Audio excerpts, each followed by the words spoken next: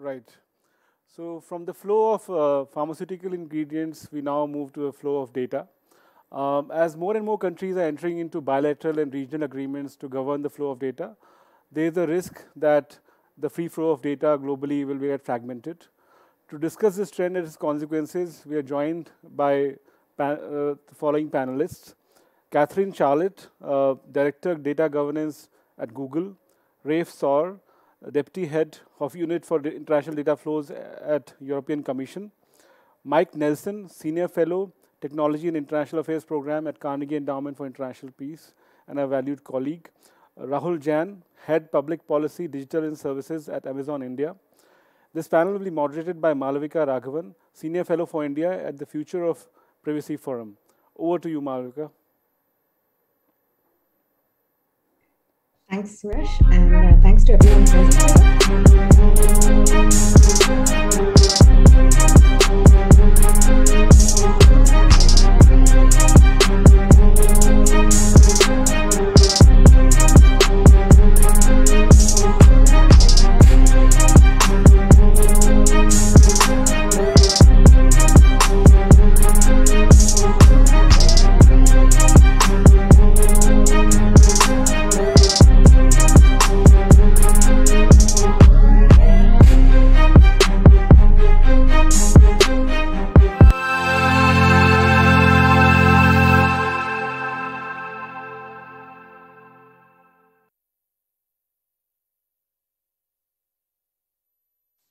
Hi, everyone. Good morning, good afternoon, and good evening to all of you joining from various time zones around the world for this panel discussion at the Carnegie Global Technology Summit 2021, which is provocatively titled Fragmentation, the Future of the Geopolitics of Data. This is in keeping with the theme for today, which is the future of technology, and also in keeping with some research that I've had the opportunity to do over the course of the last year with Rudro Chaudhary, the director at Carnegie India, on international data governance frameworks. And what this research brought us to really is this fundamental question of whether it is possible to find a truly common multilateral approach to govern global data flows. Is there really space for data multilateralism when it comes to arriving at a common set of principles and practices for how we might deal with and govern and legislate for commercial data flows? And that's what I'm kind of delighted to discuss with these excellent panelists we have today. We are focusing on commercial data flows, I should say, or data transfers here, because while we acknowledge there are a range of issues around law enforcement and intelligence and counterintelligence that are layered on top of commercial data flows and that commercial actors do need to take account of. The bigger question is, assuming you could solve for that, is there room for broad international agreement around the terms on which data transfers need to take place if we want to have the business continuity and access to global digital services that we have right now? And this, of course, raises deeper questions even for the nature of the global internet infrastructure on which we have based a lot of our trade and commerce today. And just by way of background, finally, the one thing I will say is that the reason this discussion is happening at a wonderful time is that there seems to be a genuine stock taking of the current light touch regimes nationally and internationally around the regulation of data. Several nations, including India, are domestically reviewing their stance on cross-border transfers, and there seems to be a turn towards regional and bilateral agreements to facilitate data flows, as well as, I would say, some kind of a plateauing around the more long-standing agreements like the Convention 108 or even the APEC CDPRs in terms of ratification or signing up to those frameworks that are in both nationally and with other companies. And given this context, we do have all of these fundamental questions that are being raised. But I think the primary thing that I would invite our panel to discuss, which is made up of two senior people at probably the biggest big tech cross-border flow companies in the world, Google and Amazon, a policymaker from the European Commission, definitely I would say arguably a leader in setting data governance agendas for countries around the world. And of course, Mike Nelson, senior fellow at Carnegie, who has worked as a policy strategist, both with leading corporations as an academic and within the world of policy in the US. Given this context, I'm going to turn over to each of the panelists for about their opening comments of 3 to 5 minutes each. I'm going to begin with Ralf because I know that you have a strong counterpoint to my initial, fairly, I would say, pessimistic, perhaps, framing on the space for convergence in a very fragmented world. So I'm hoping it's a great start to the discussion, and over to you, Ralf. Yes, first of all, thanks a lot to you, Malavika, and generally to Carnegie for inviting me to this event.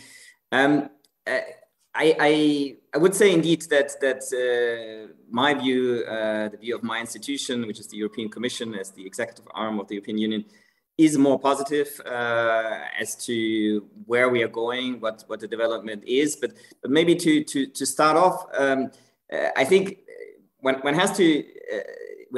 talking about commercial data flows and data transfers, I think it's important to note that in many places around the world, the protection of personal data is recognized not just as a policy objective, but as a fundamental right. That's the case for the European Union, but it's also the case for many other places around the world. And of course, for that reason, there is domestic regulation. And it would be a threat to domestic regulation, and actually domestic regulation would probably not be effective if by way of transfer you could simply sort of escape the regulation of personal data, as this is an entity, a commodity, something which moves easily across borders. So what we certainly cannot have, I think, is an approach which that could be maybe something easy to achieve, a lowest common denominator approach, whereby we basically agree on a very low standard that works for everyone, even those that do not want to protect personal data strongly. So I think what we're looking for is rather what we in the European Union would call appropriate data protection safeguards, which are not sort of identical maybe with what we have in the European Union, but which is a high level of data protection and reflects certain core principles, rights, and obligations. And that's where I think the more positive view comes in. I think we see, and our daily work, my daily work, I think shows this, a lot of convergence around the world around these core principles, rights, and obligations. That doesn't mean that sort of with respect to every detail of that type of regulation, you will see identity around the world, but we see convergence on these main aspects, main elements, and we see that at country level. And in fact, in the European Union, we have a tool under the GDPR, which is the so-called adequacy tool, where we can express a recognition of a third country's level of protection, and on that basis have the free flow of data from the European Union to that third country. And it's based on a principle of essential equivalence. And I think that in a way captures what I was just describing. It's about certain essential features that have to be equivalent in a third country when compared to what we have. And we have adopted a number of adequacy decisions for major partners around the world. And of course, we have focused on those countries where we have a lot of data flows and where therefore it's economically, but also of course from a data protection perspective, important to secure safe data flows. So we have done that with Japan, for instance. We are 2 days away from doing it with Korea. We have done it with Canada, with the UK, with New Zealand, with Switzerland, which is a very important trading partner for the EU. And we had it until recently with the United States. And while this is no longer the case for the moment, it failed for something that has nothing to do with commercial data flows, but with the question of government access. So I think that already shows that it is possible and to have these data flows, and it's based on the fact that there is convergence around these core principles. And we also see that at regional level, not just in the EU, which is a regional organization with 27 countries, but also, for instance, in Latin America, where the Ibero-American Data Protection Network, where all the data protection authorities of South and Central America are represented, have developed a common set of standards which are quite similar and aligned also with EU data protection standards. For instance, we are also close to the adoption of OAS principles, so the Organization of American States, which again I think capture these core elements. We have seen the Malabar Convention in Africa, again I think based on very similar principles, rights, and obligations. And at global level, and Malavika has mentioned it, there is Convention 108, where we have currently 44 member parties, and so that goes way beyond the European Union, which is also where the member states also are party to that convention, but it goes beyond that with members in Africa, in Latin America. Russia is part of that, so it's global. And again, this shows that there is convergence. And my impression is sometimes that those that claim fragmentation maybe sometimes actually mean or criticize or are afraid of convergence around modern data protection principles as opposed to a low standard. And I have that impression sometimes when companies talk about fragmentation. Where we certainly have real fragmentation is, for instance, within the United States. And that's maybe something which hopefully will be addressed at some point, because there at state level, you have indeed very divergent data protection rules. And I think it's time for a federal privacy law. And I think that would be a great way forward. One other aspect that I wanted to mention are the so-called model contract clauses, which we see as an instrument to well, on the one hand, push convergence, but at the same time also to bridge the differences that do exist. Model contract clauses are a way to between a data exporter and a data importer to create at contractual level data protection standards. And that is a very important tool that we use in the European Union. I mean, for transfers from the European Union, we have recently modernized our so-called standard contractual clauses. But we see this also in other areas, in other regions. ASEAN has developed such model clauses. The Ibero-American Data Protection Network, again, has just finalized the work on such model clauses. New Zealand has developed them. And under Convention 108, there will be a development of such model clauses. And again, we see quite some convergence there in how these contractual clauses are formulated. So again, I think that's a tool, whether you call that unilateral or multilateral. Well, if it's developed by a regional organization, I would call it multilateral. And that is a way forward. And there will be an interesting document, I think, prepared by the OECD, the Committee on Digital Economy Policy.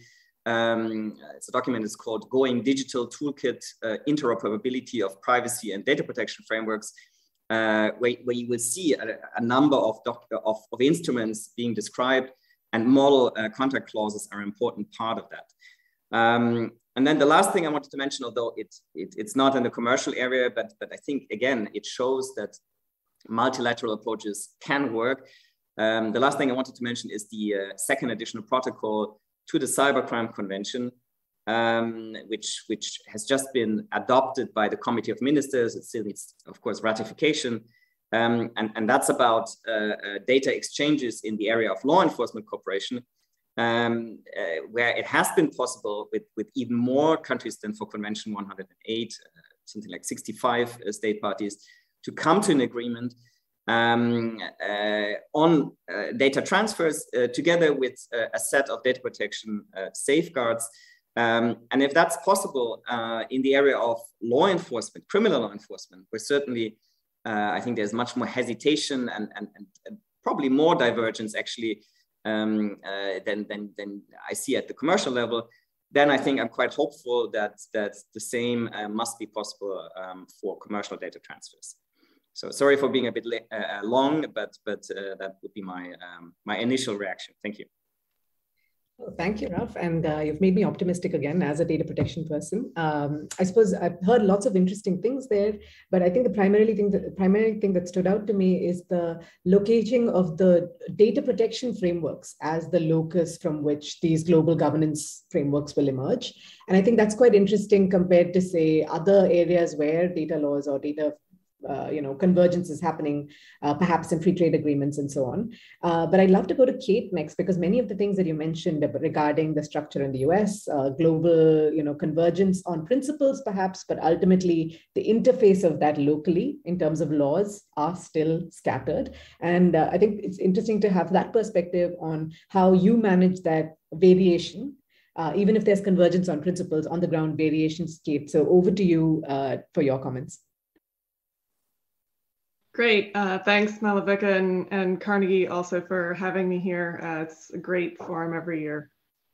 Yeah, I mean, I think I would place myself in the same optimistic camp overall for the future, but it is clear that hurdles still remain to overcome when it comes to interoperability, the kind of data multilateralism you're talking about, Malavika. I think one example where the consistency is really necessary is in cross-border data flow regimes. There's other examples like the need for consistency in how children's data is protected, and we can talk about those later as well.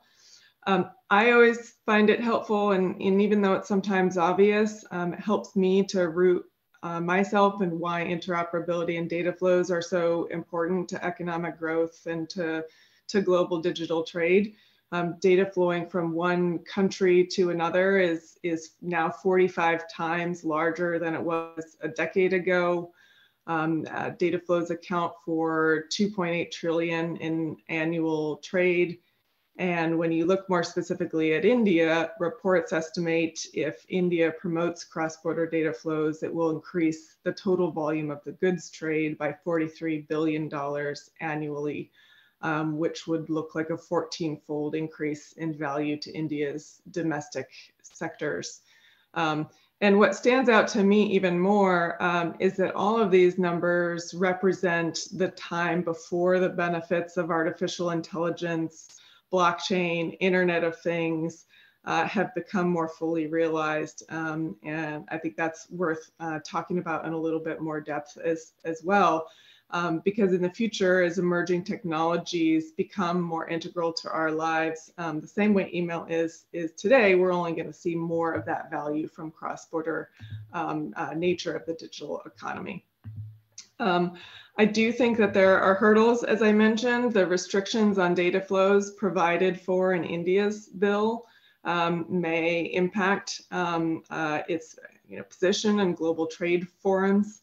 The European Commission recently noted that the kinds of restrictions proposed in India's bill would likely hinder data transfers and complicate the facilitation of commercial exchanges. And we've also seen recent global and regional digital trade agreements, whether that's the G20 Osaka Declaration, the CPTPP, the USMCA, they all have prohibitions against data localization.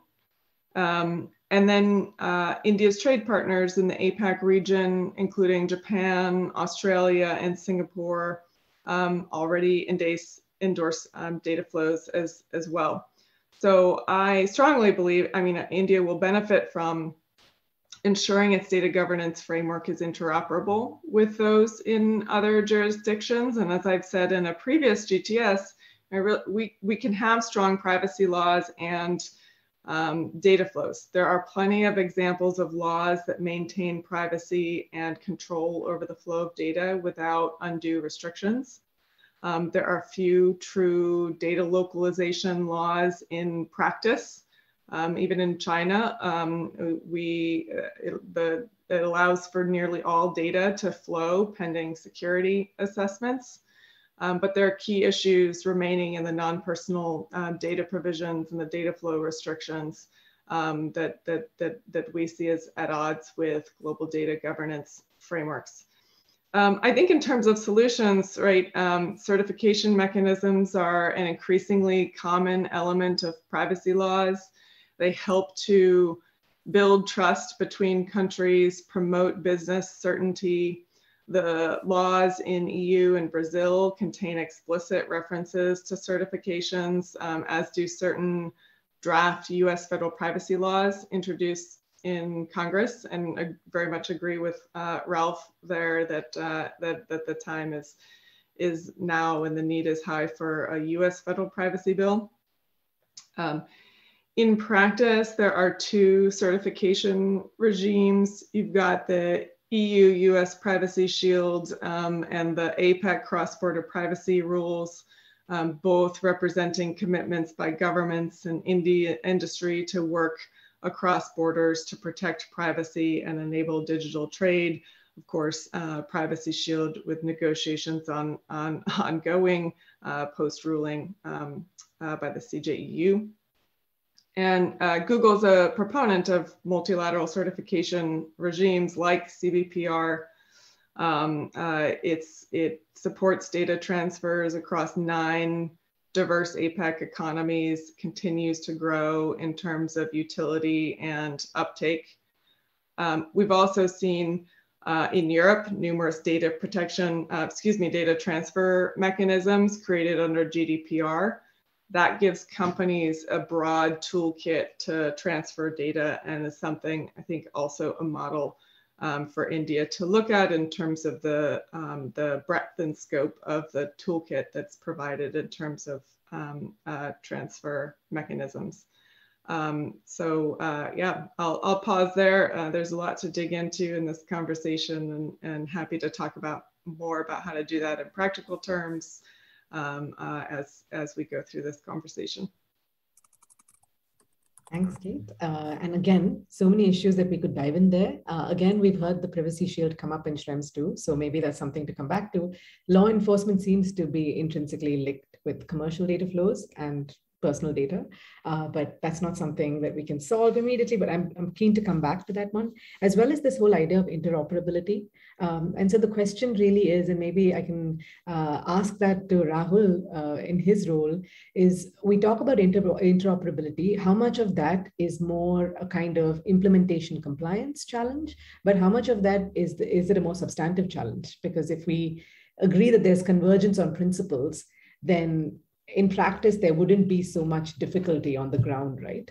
But I don't know, is there really convergence on principles, which I think if I heard both Ralf and Kate say, there is a kind of convergence on substantive principles. It's more a question of getting that to apply globally. I have invite Rahul Jain now from Amazon to kind of provide your view on that whole interoperability debate. Thank you, Malavika, and great to be part of this panel today. And thanks to Carnegie for the opportunity. And before I delve into the points that you raised, Malavika, and I think many of my arguments will build upon what Kate has already mentioned. So I think one thing which I think we all agree in this group is that the importance of global data flows, right? So we all agree the importance of it and the positive socioeconomic contribution that it has made across the globe, opening up new market opportunities for SMEs and startups. And at Amazon, we are enabling today $3 billion of exports from India, right? Many of these sellers in India are MSMEs, or they are able to sell their products globally. And obviously, much of this is also dependent on the global data flows, right? So that's the kind of impact and numbers that we are talking about here. But then, yes, privacy and security concerns are legitimate and must be addressed by the community.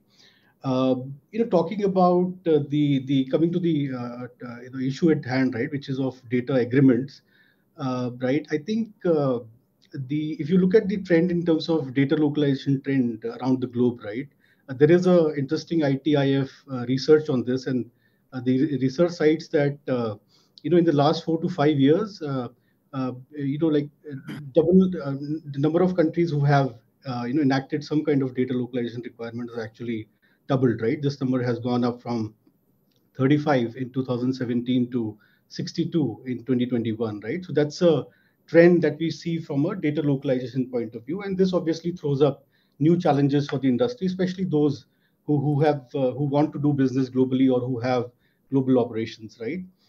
So obviously, I think there is a need for global understanding on the concept of data flows. And Ralf and Kate mentioned that there is good progress which is happening, but obviously, maybe it has to strengthen further because this data localization trend is out there, and we can see that happening. So we probably the countries and industry have to kind of work further.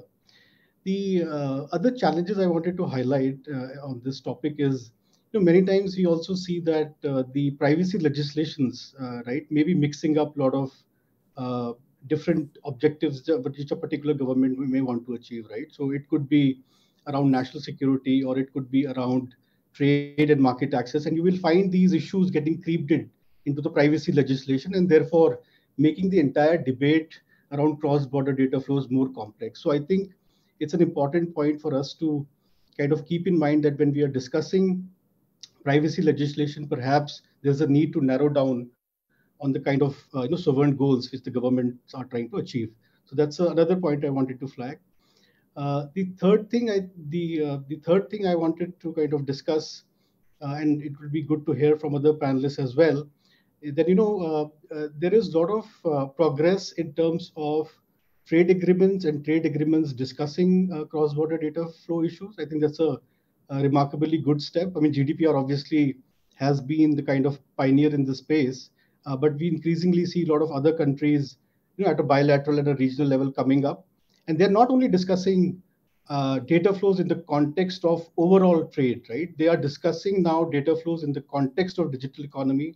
They're discussing data flows in the context of digital trade, which I think again is a very, very good development. And just to cite a few examples here, we have this digital economy partnership agreement involving New Zealand, Chile, and Singapore. And I think most recently we have the UK and Singapore, trade digital economy trade deal, which again talks about cross-border data flow. So this is again a very encouraging development that we see. The other point I wanted to make is that when we discuss designing data agreements, evaluating data agreements, I think it's important for countries to be outcome driven. And what I mean to say here is that they must evaluate that whatever this data agreement would be should lead to higher trust in data flows and should lower the compliance burdens, right? And there is a very interesting OECD 2020 paper on this, where OECD has studied 10 international data agreements, including the India, US, EU, and EU Data Protection Directive. And they have found that many times these agreements have, in fact, resulted in increase in trade of goods and services. But in some cases, it actually has been a negative impact in terms of services or increase in compliance costs, right? So when we talk about trade agreements, I think it's important that we evaluate them in terms of practical on-the-ground impact when it comes to increase in trade of goods and services. And the last point I just want to make is on the interoperability part, right? Which Malavika, again, you kind of flagged in the beginning. So we all agree. I think we acknowledge that harmonization of laws is difficult, right? I mean, there have been attempts, but it is difficult to achieve. So can we agree on a set of standards which essentially revolve around privacy practices of businesses, and can it be standardized in some form? Can we have a third-party assurance mechanism which can demonstrate that these businesses are ensuring that the personal data is protected in the right manner especially when it is transferred outside the borders, and can we have a regulatory cooperation mechanism which can deal into the kind of non-compliances which may occur as part of non-compliances to these standards, right? And in the case in point, again, Kate referred to as APEC cross-border privacy rules. It's a good framework. Obviously, there have been criticism that it hasn't picked up the way it should have picked up. But having said that, there are encouraging developments with more countries joining in, and we have seen, US, Mexico, Canada agreement, and even the US-Japan digital trade agreement recognize APEC as a valid mechanism for facilitating cross-border data transfers, right? So the laws in these countries will recognize that this is a good model to operate, cross-border data transfers. And finally, as India, kind of debates its data protection bill, there is opportunity to learn from many of these global and regional trade agreements and incorporate some of the developments that have been, which is a learning, right? It's a learning which has happened. And if you look at this DSCI, CIP, Data Security Council of India, and the CIPL report, they have in fact recommended that the data protection bill in India should recognize frameworks like APEC cross-border privacy rules, so that there is interoperability which is built into the privacy bill when it becomes a law. So this is my initial intervention, and happy to kind of answer any questions and deep dive further on these issues. Thank you. Thanks, Rahul. And actually, there's lots again that's come up there, which I think is a perfect segue to what I wanted to ask Mike, because I think the thing that has come up is that the venue for many of these data protection conversations or data flow conversations are increasingly becoming trade agreements as well. Maybe they're becoming national security kind of negotiations. I think Ralf mentioned the Cybercrime Convention. So places that traditionally dealt with different things are now also starting to set data standards or data flow standards.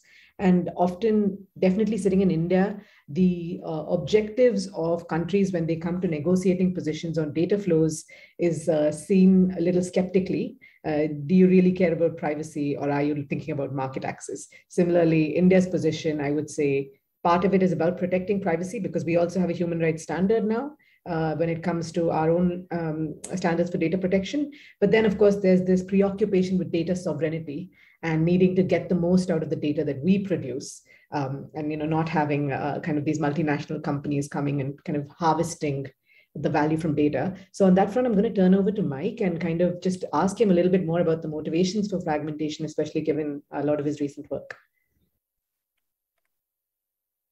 Sorry, Mike, we can't hear you.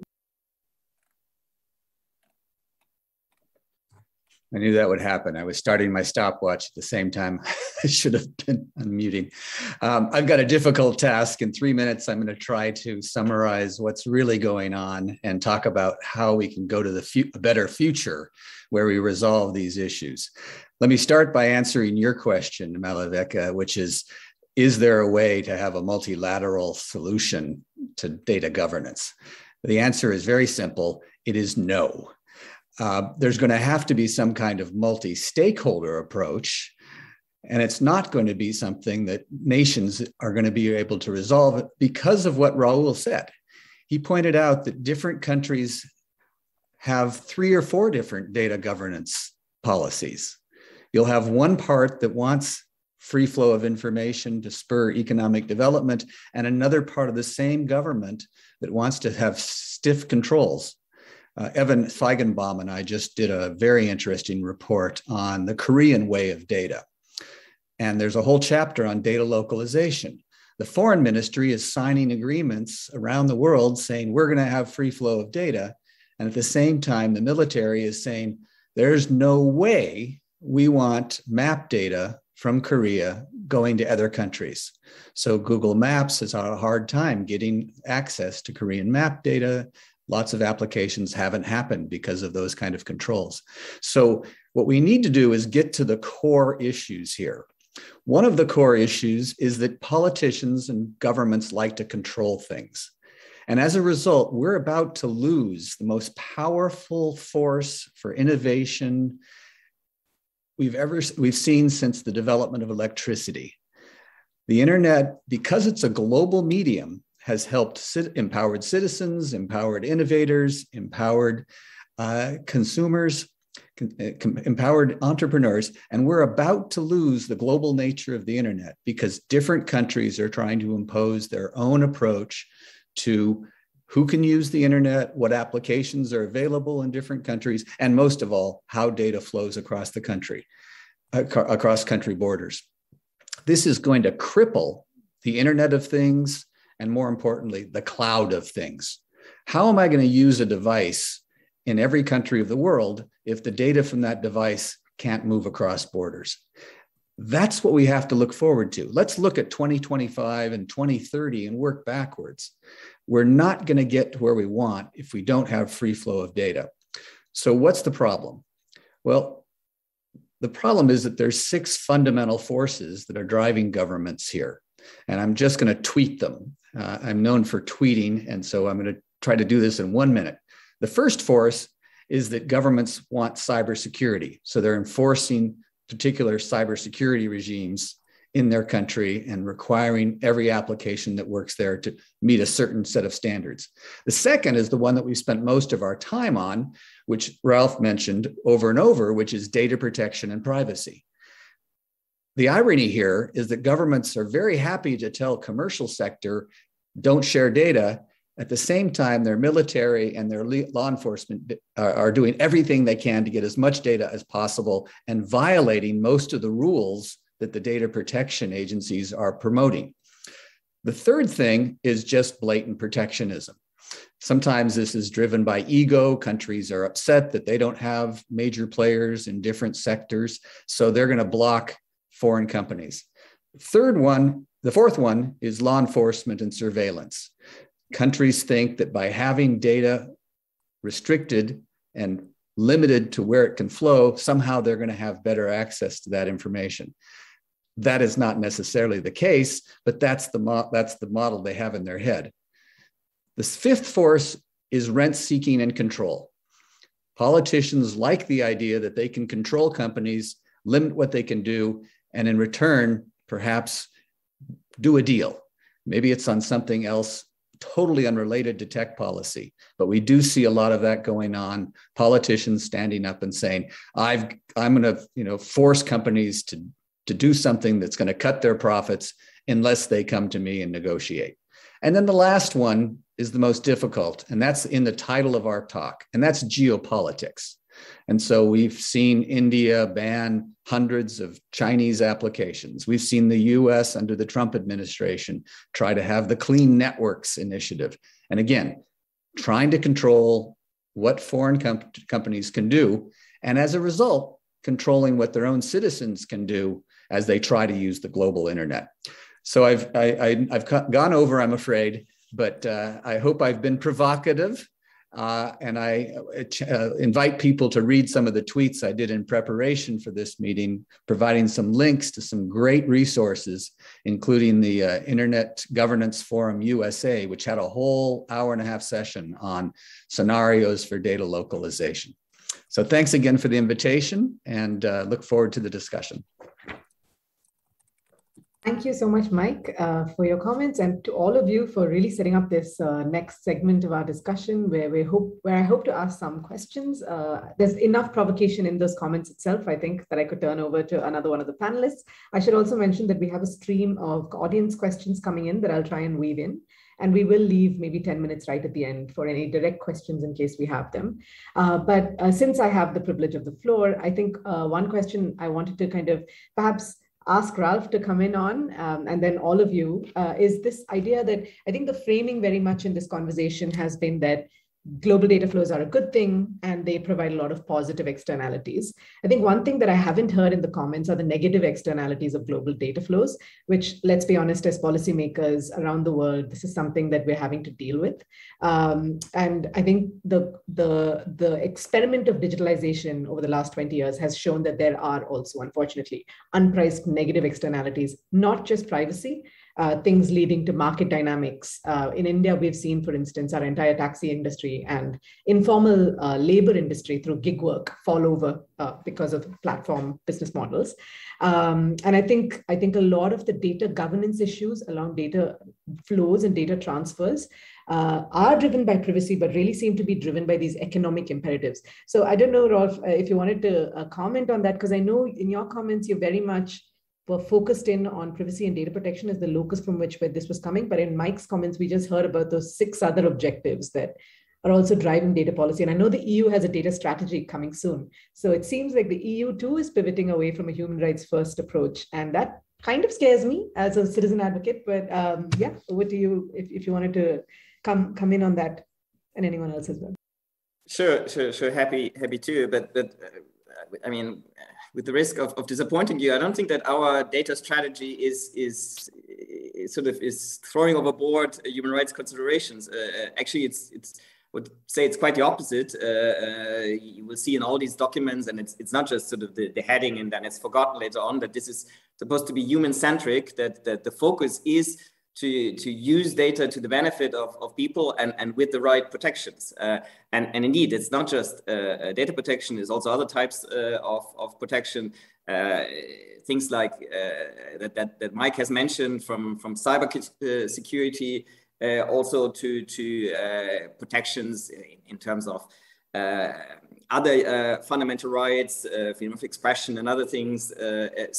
So there is an attempt, and of course it's not an easy one, to bake all of this in, and at the same time make data available, because I agree with Mike that indeed there is a great value here that we all want to tap into, but it should be in the right way. And again, I don't think I share the view that we are about to lose the global power of the internet. I mean, I hear these slogans, but there are some worrying developments in parts of the world, and we need to push back against this. I mean, my department, for instance, that I work in and co-head is called data flows and protection. So we have a double objective. It's not just about data protection, and you could have the same combination with other interests that I mentioned. We want to facilitate data flows. We believe in that. The EU is an export economy. We are dependent on data flows. We want regulatory cooperation, so also in other areas beyond commercial, but it has to be done in the right way. And I also don't share the view, by the way, that when it comes to data protection, that's directed against companies, while at the same time we sort of allow data to flow when it comes to other forms of cooperation, regulatory or law enforcement. Actually, we try the same in these areas as well, and I think that's how it should be done. Of course, wherever you go, there should be an attempt to facilitate data flows, but at the same time do so with protections that people expect in your own country, and therefore should also be able to expect when data flows, because otherwise in today's world it's meaningless. You might as well stop regulating at home if you allow data flows without safeguards. It just doesn't work like this anymore. So maybe just a reaction also on trade agreements, because I've heard this now a lot. Again, we are, as EU, certainly a champion of free trade. We are a defender of the WTO. We were a defender of the WTO when it was under attack and it is still under attack by certain countries. But what does it mean to regulate data flows in free trade agreements? I mean, if that just means you put a clause into an agreement that says both countries, or in a multilateral context, all the countries that are signatories have to allow the free flow of data.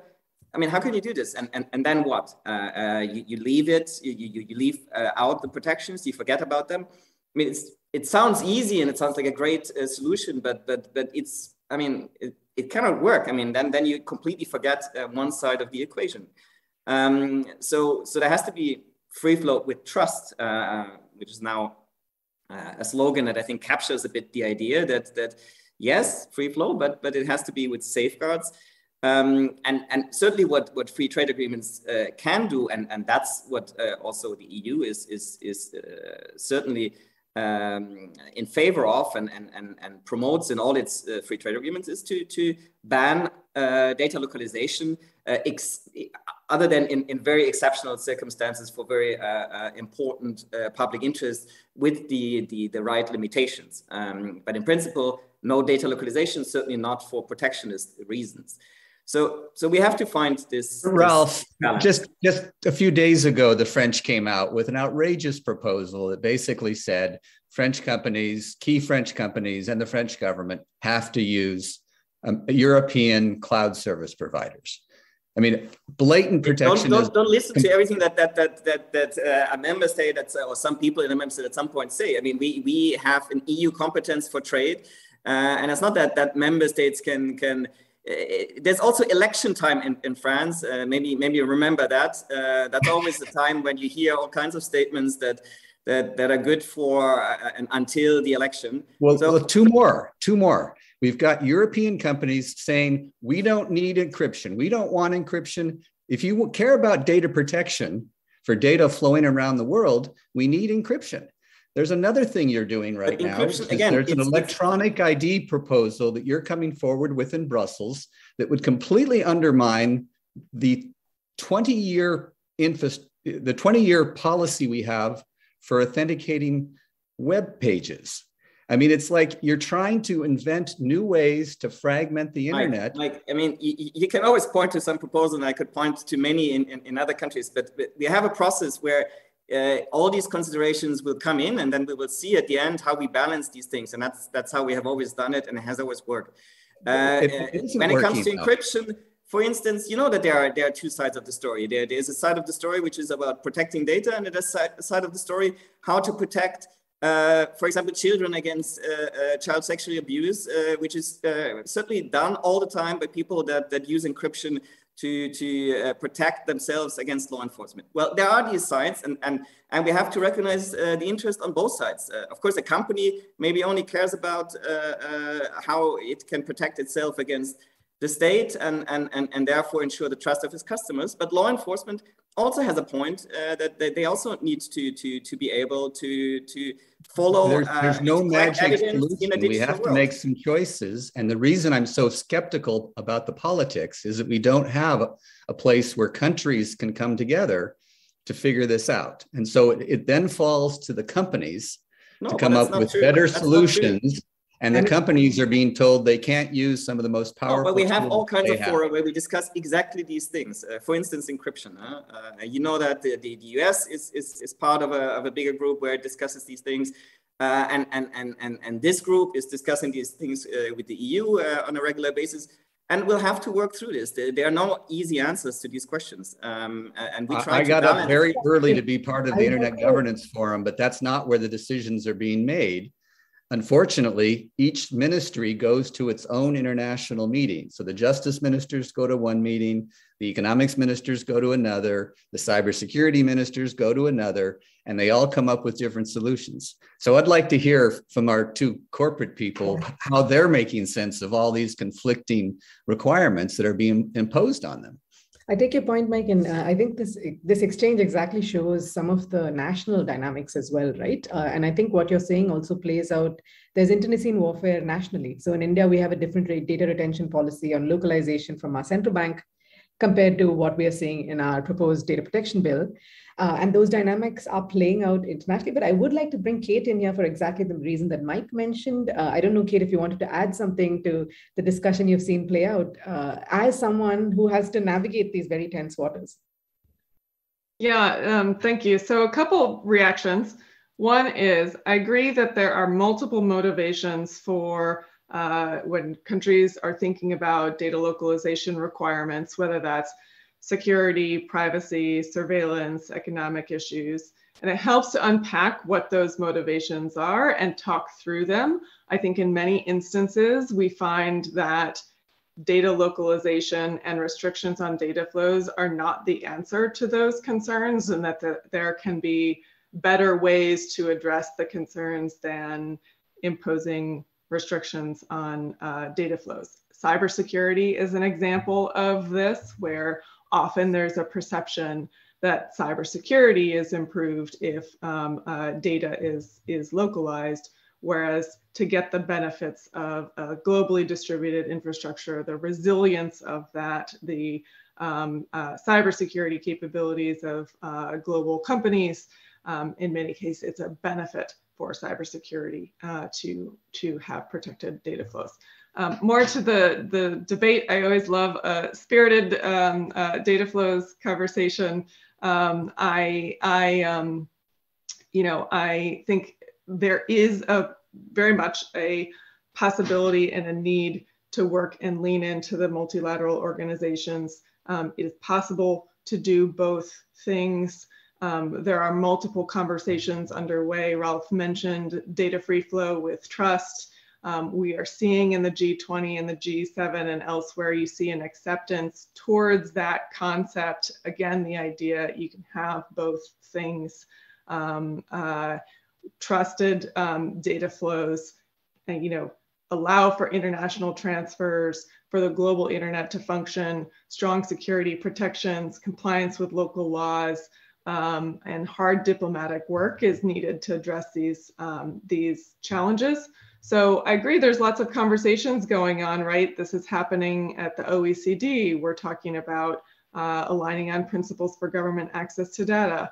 It's happening in the G20, the G7, all these conversations need to come together, but these are valuable forums where we need to talk about the issues and eventually, you know, the jazz happens, right? That we come together and you know, drive towards a consensus on a model that allows us to have free flows and the trust that's necessary behind them.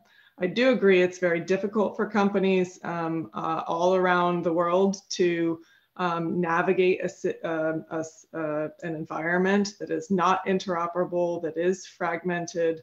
That is very much a challenge for us in Google. It's a challenge for others, and I think we really ought to make it a goal to be more interoperable. And to Michael's point, I also agree, as you're looking forward to AI, blockchain, Internet of Things, these technologies are all the more reason for us to do this, because the flows are going to be essential for taking advantage of the best that those technologies have to offer.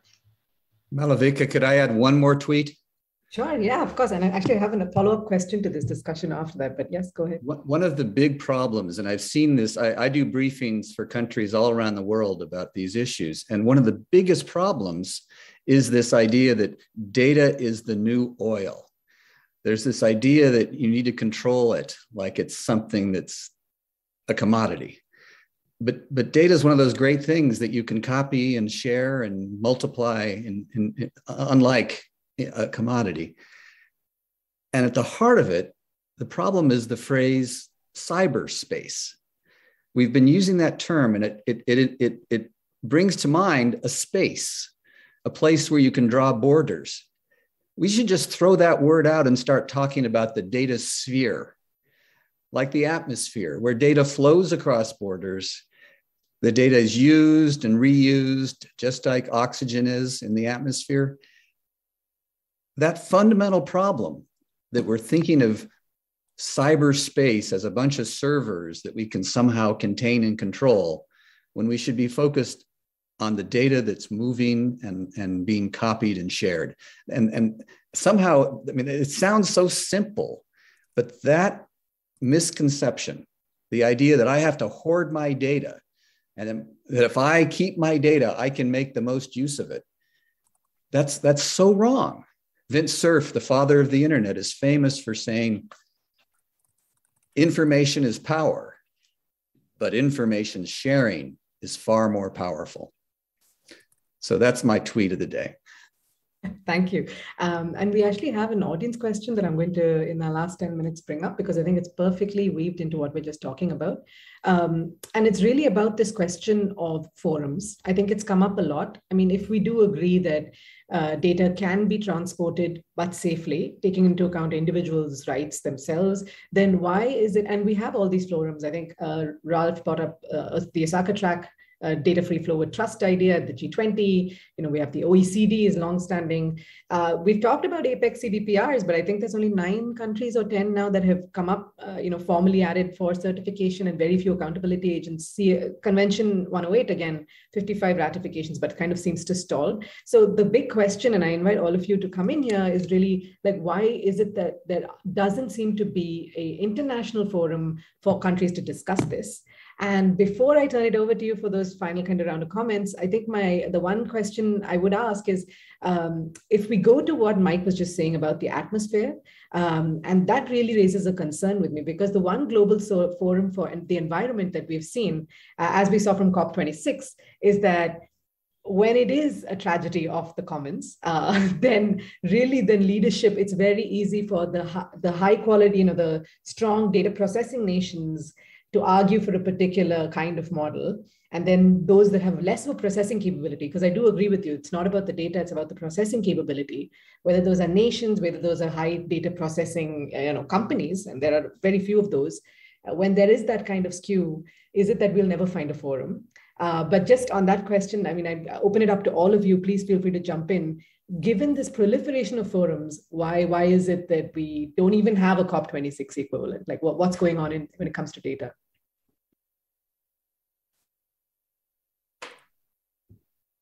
Feel free to jump in, please. Yeah. I just go back to my earlier tweet.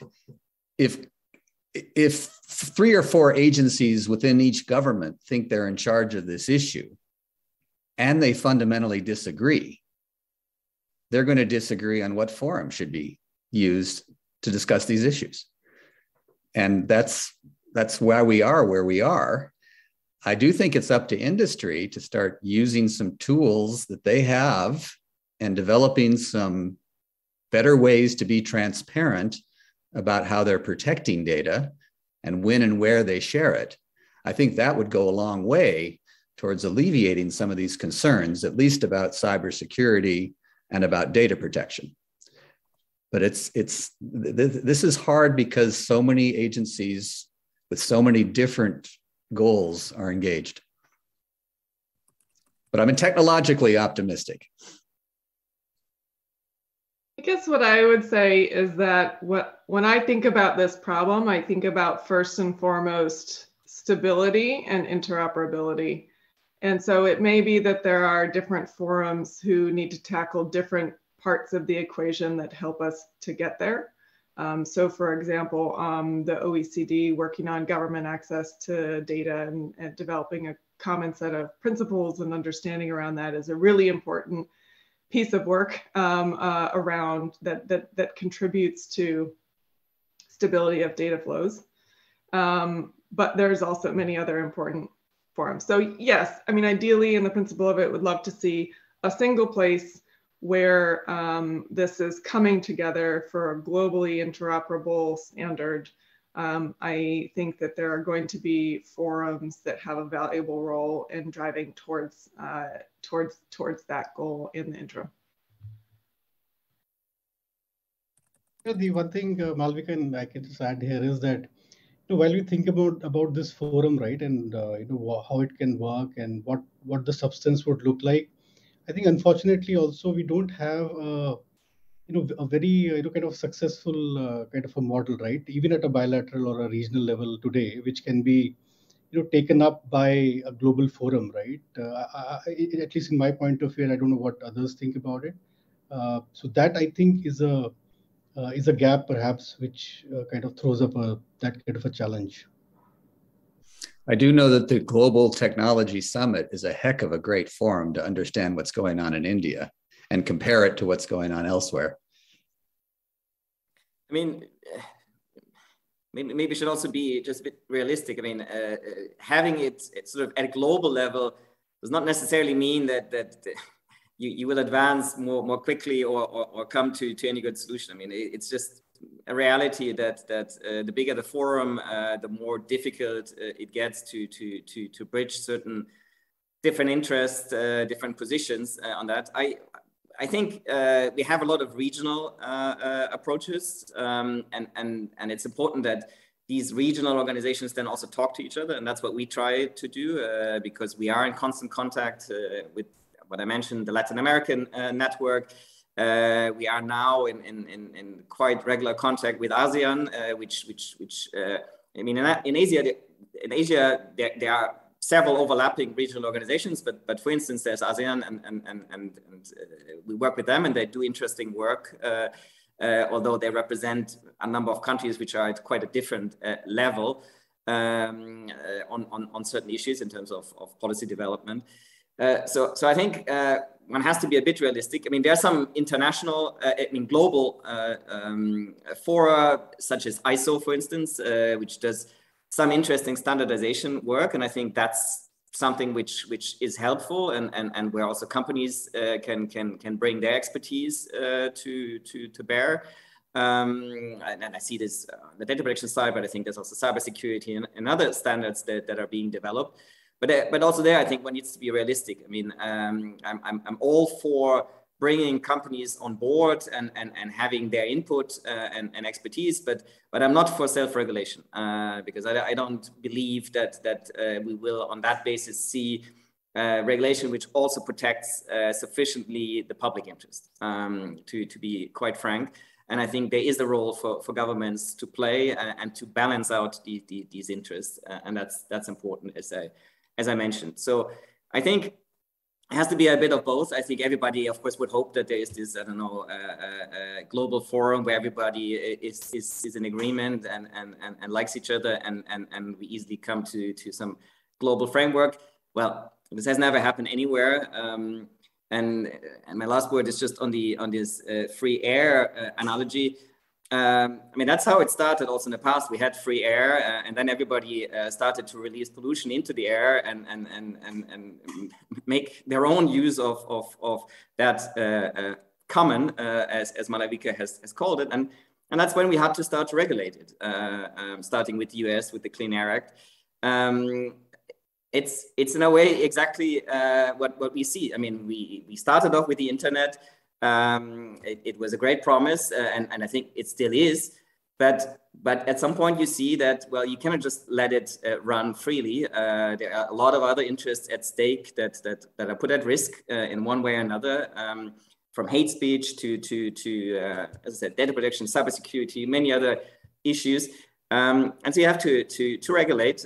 You cannot just let it happen like this. You need to set rules of the game, and then the market can work freely, and hopefully we have free data flows.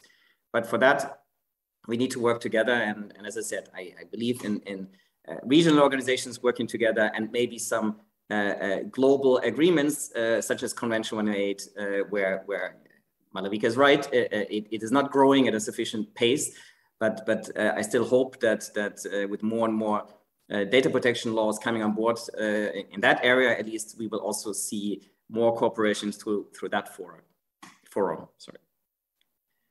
Great. And on that, we are perfectly on time for this discussion. I guess just to quickly say to all the panelists, there were other questions that came up, but interestingly, I hope the audience as well heard the responses to many of the questions that were asked around, what's the perfect multilateral approach, interoperability, federal law in the US, that's something we're still waiting for, perhaps in this administration. And of course, this whole idea of data localization and how that affects global data flows. I think this has been a fantastic discussion, not least because we didn't end up just discussing the law enforcement overlap, and we did manage to go around all those objectives. For me, just to bring it to a close, I think there were two fundamental axes on which there's an almost interesting, I think, resolvable tension. So I am an optimist despite my role in this discussion. I think the one axis is, of course, this whole idea of objectives. So on the one hand, you have, cybersecurity, national security, and so on, but all the way into commercial and privacy objectives, hopefully still on the table. And that is kind of a sliding scale almost for different countries. And I think on the other kind of axis, you have this whole public-private tension. Definitely seems to be a need for trust building between public and private sector, internationally and nationally. And I think, unfortunately, that breakdown has happened because of various things both the public and the private sector have had experience with in the last 10 years when it comes to the mismanagement of data. And I have to agree with Ralf on that. I think the pendulum swing for regulation has just swung back. But hopefully, through the pendulum swinging, we can arrive at a place of genuine consensus in the long term, if not the short and medium term. Thank you so much for all the four of you for taking the time, especially at a very early hour, both for Kate and for Mike, but also for Rahul and Ralf for joining from where you are. And thank you, Carnegie, for giving us this opportunity to convene. Back to you, and have a good rest of the day wherever you are.